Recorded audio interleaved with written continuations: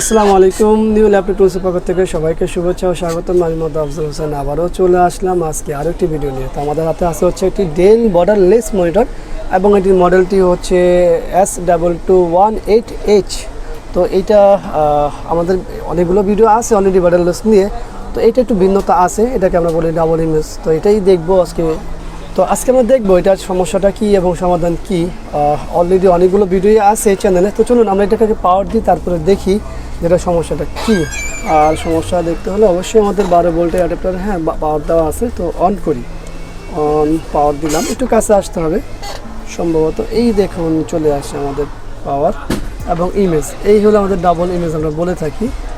একটা জিনিসে ডাবল হয়ে গেছে, এটাকে ডাবল ইমেজ বলা যায়, শেডও বলা যায়, অনেক রকমই শব্দ বলা যায়। তো চলুন আমি এটাকে বিজিএ কেবল লাগাই দেখি যে এটা আর কোনো চেঞ্জিং হয় কিনা বা অন্য কোনো কিছু বোঝা যায় কিনা। সেক্ষেত্রে এই হলো আমাদের বিজিএ কেবল লাগানো হয়ে গেল। এই দেখুন এই পাশটা হচ্ছে আমাদের সিঙ্গেল ইমেজ যেটা আছে, এটা খুব সুন্দরই আছে এবং পাশাপাশি এইখানে এবং এখানে এই দুইটা পার্টে আমাদের ছবি কিন্তু একেবারে ইমেজ তো ডাবল হচ্ছে পাশাপাশি আসে যায়। এবং এর সাথে সাথে যে র্যাকগুলো হয়, তো র্যাকগুলো হয় সম্ভবত ভিতরটা শব্দও হয়। এটা হয়তো এইভাবে বোঝা যাবে না, আমরা যারা কাজ করি তখন বোঝা যায়। আর প্যানেলে আসলে এই ধরনের প্যানেলে অনেক সময় শর্ট হয়, তো কোত্থেকে শর্ট হয় বা কী হয়। অলরেডি প্যানেলে এই সাইডটা গরম হচ্ছে, এটা শর্টের কারণে হচ্ছে এবং এটা কিন্তু স্পিডটাও বাড়তেছে আসা যাওয়া। তো চলুন আমরা কি ওইটাকে ওপেন করি, তারপর দেখি এটা সমস্যাটা কীভাবে সমাধান করা যায়।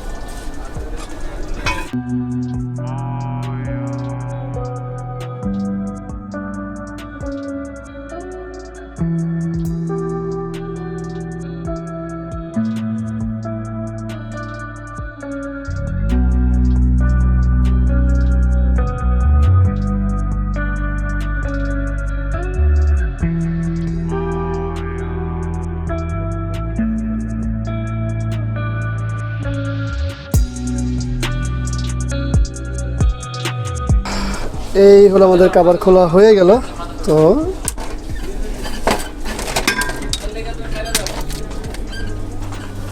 এই তো আমাদের কভার খোলা হয়ে গেল। তো স্বাভাবিকভাবে যেরকম থাকার কথা তেমনই আছে।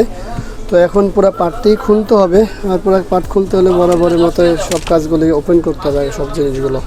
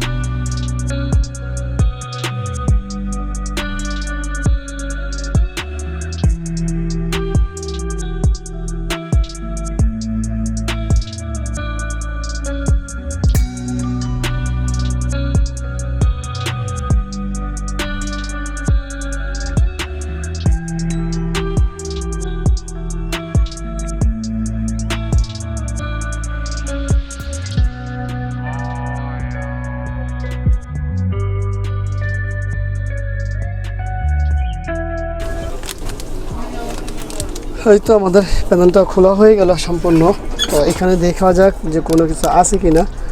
এমনিতে নর্মালি কোনো জিনিস দেখা যায় কি না, বা এটা সবসময় দেখতে হয় যে ফিজিক্যালি কোনো কিছু পাওয়া যায় কিনা বা কী আসা বিষয়। এখানে আমার হিসাবে কোনো কিছু দেখা যায় না। তো চলুন এখন পাওয়ারটা দিয়ে দেখি আমাদের ডিসি টু ডিসি আইসি কী অবস্থা বা ভোল্টেজগুলোর কী অবস্থা, সব কিছুই দেখতে হবে।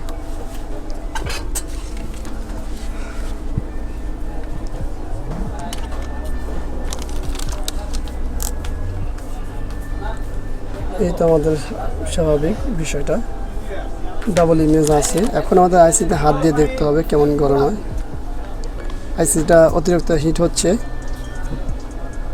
তো আইসি হিট হওয়ার পিছনের কারণ হচ্ছে যেহেতু আমাদের প্যানেলে ডাবল ইমেজ আছে, তো শর্ট হচ্ছে, প্যানেল শর্ট আছে, যার কারণে আমাদের এই যে পাঁচটা গরম হচ্ছে, শর্ট আছে আর কি। তো শর্ট যেহেতু আছে, এখন আমাদের দেখতে হবে যে কোন জায়গায় শর্ট হচ্ছে সেটাই দেখব। তো চলুন আমরা মিটার দিয়ে কিছু ভোল্টেজ মাপি। ভোল্টেজগুলো মাপতে হলে অবশ্যই মিটারটা নিয়ে আমাদের তো যে পুরোনো কিছু জিনিস আছে সেটা হলো যে ভোল্টেজগুলো অবশ্যই দেখতে হবে। এখানে আমাদের আছে হাই ভোল্টেজ 29.2 ভোল্টেজটা স্টিলই আছে, এখানে কোনো ড্রপিং নেই। দ্বিতীয়টা আমাদের 14 মাইনাস এবং এখানে হাই ভোল্টেজে প্রবেশ করে, এটাকে বলে আমরা শর্ট। তো আরও কিছু দেখতে হবে, শুধু এই জায়গায় যে ভোল্টেজ এটা প্রবেশ করে এমন তো নয়। এখানে আছে আমাদের 2.3 একই বিষয়গুলো এরকমই। এখানেও আছে 14.2, এটাও স্টিল, এটা 14.2 ড্রপিং নেই, শুধু আমাদের এই জায়গাটা হাই ভোল্টেজটা করে। এরপর আমাদের এইখানে যে বিষয়গুলো আছে সেইখানে দেখতে পারি আমরা, এখানে আমাদের 14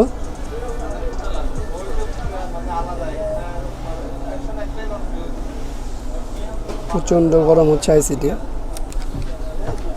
তো আমাদের এইখানে আছে হচ্ছে কত, এখানেও মাইনাস ভোল্টেজ আছে 14, এটাও একেবারে স্থির আছে, এটা ড্রপিং নেই। কি ড্রপিং কি হচ্ছে নাকি, এটা সময় দিই। 14.1 না, এখানে হচ্ছে না, এখানে 0.2 ভোল্ট আছে এখানে।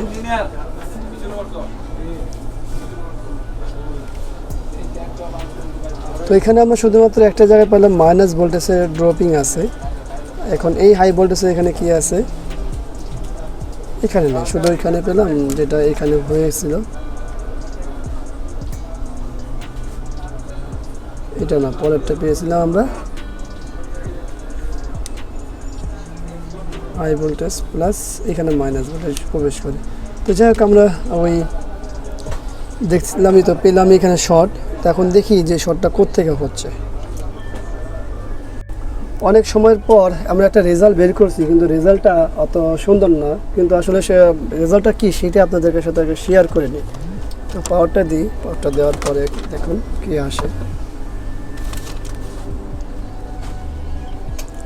সেটা হলো, এই হলো মনিটরটার কাজ হয়ে গেছে, বাট দাগগুলো, অনেকগুলো দাগ আছে। এই দাগগুলো নিয়ে আসলে অত ভালো রেজাল্ট বলবো না, কারণ হচ্ছে যেহেতু দাগগুলো চলে গেলে একেবারে 100% ওকে হতো। কিন্তু আসলে আমরা যে কাজগুলো করলাম সেই কাজের অন্তর্ভুক্ত কি দাগ বা আদার্স অন্য কিছু না, এটা মূল সমস্যা ছিল অন্য একটা। কিন্তু এই দাগগুলো আগেও আমরা দেখাইছি যেখানে দাগ আছে, কিন্তু এতটা স্পিডে ছবি আসতে যেত বোঝা যেত না দাগ আছে কিনা। কিন্তু এখন দাগগুলো গেলে 100% ওকে হতো বা ভালোও লাগতো। কিন্তু আসলে এইখানে আর কোনো কিছু করণীয় নেই, এইখানে আমাদের আর করণীয় কিছু নেই, কারণ হচ্ছে এই দাগগুলো আমাদের হাতে নেই। আমাদের হাতে থাকলে অবশ্যই আমরা এই কাজগুলো করতাম।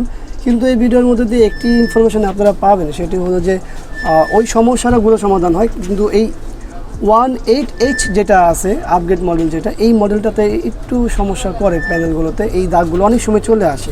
তো এটি একটা শেয়ার করা আর কি, জাস্ট আপনাদেরকে জানানো। তবে এর আগে যে 6 আছে বা 8-এরও অনেকগুলো মাল আছে যে এরকম দাগ হয় না, 100% ওকে হয়। তবে এটা করার পরে বোঝা যায়, সাথে সাথে বোঝা যায় না, কাজ করার পরেই বোঝা যায় এটা আসলে দাগ থাকবে কি থাকবে না। তো আমাদের মূল সমস্যাটা আমরা সমাধান করে ফেলছি, এইটাই ইনফরমেশন ছিল। যদি ভিডিওটি ভালো লাগে অবশ্যই এটা লাইক করবেন, কমেন্টস করে শেয়ার করবেন, আর অবশ্যই চ্যানেলটি সাবস্ক্রাইব করবেন, কারণ হচ্ছে আমরা প্রতিনিয়তই আমরা নতুন নতুন ভিডিও দিই এই ক্যাটাগরির উপরে, যে সার্ভিস রিলেটেড বিষয় নিয়ে আসি আপনাদের মাঝে। তো আগামীতে চলে আসবো অন্য কোনো বিষয় নিয়ে। আজকের মতো এখানেই বিদায়, আল্লাহ হাফিজ, আসসালামু আলাইকুম ওয়া রাহমাতুল্লাহি ওয়া বারাকাতুহু।